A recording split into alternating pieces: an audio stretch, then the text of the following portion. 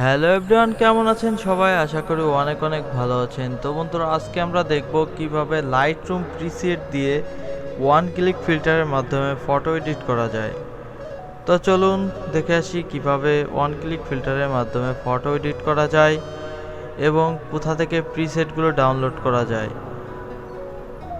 তো এখনও যারা আমাদের চ্যানেলটি সাবস্ক্রাইব করেন নাই, এখনও সাবস্ক্রাইব করে পাশে থাকা বেল আইকনটি বাজিয়ে আমাদের পাশেই থাকবেন। তো চলুন কথা না বাড়িয়ে ভিডিওটি শুরু করি। তো আমাদের ফার্স্ট অফ অল যেটা করতে হবে সেটা হচ্ছে গুগল প্লে স্টোর থেকে আমাদের একটি প্রিসেট ডাউনলোড করে নিতে হবে। তো এই যে প্রিসেটটি দেখতে পাচ্ছেন, এই প্রিসেটটি ডাউনলোড করে নিতে হবে। তো আমার অলরেডি ডাউনলোড করা আছে, যার কারণে আমি আর ডাউনলোড করছি না। আপনারা ডাউনলোড করে নেবেন, এখানে ইনস্টল করে নেবেন। তো এখান থেকে ওপেনে ক্লিক করবেন। তো দেখুন এখানে কিন্তু হাজার হাজার প্রিসেটগুলো রয়েছে, নতুন নতুন ধরনের আপডেট প্রিসেটগুলো কিন্তু এখানে রয়েছে। তো এখান থেকে ডাউনলোড করার জন্য ডাউনলোড অপশনে ক্লিক করবেন। তো দেখুন ডাউনলোড কিন্তু শুরু হয়ে গেছে।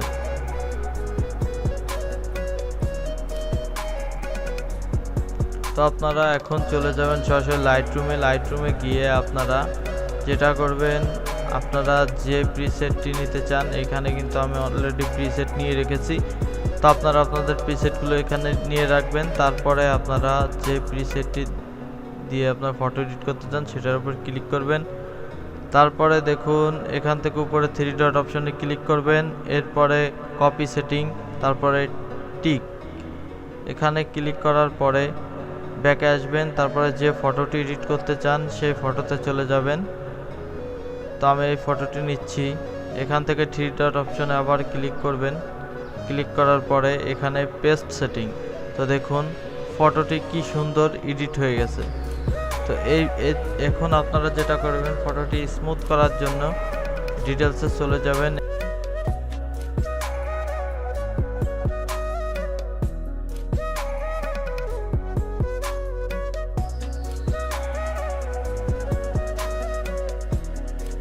তো বন্ধুরা, আপনারা যদি ব্যাকগ্রাউন্ডের কালারগুলো চেঞ্জ করতে চান তাহলে আপনারা চলে যাবেন এখানে কালার, এখানে মিক্সে চলে যাবেন।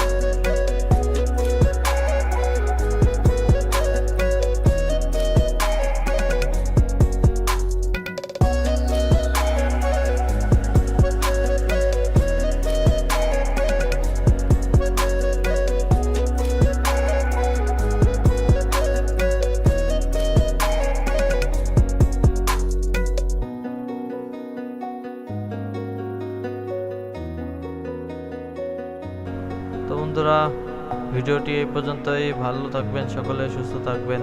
আল্লাহ হাফেজ।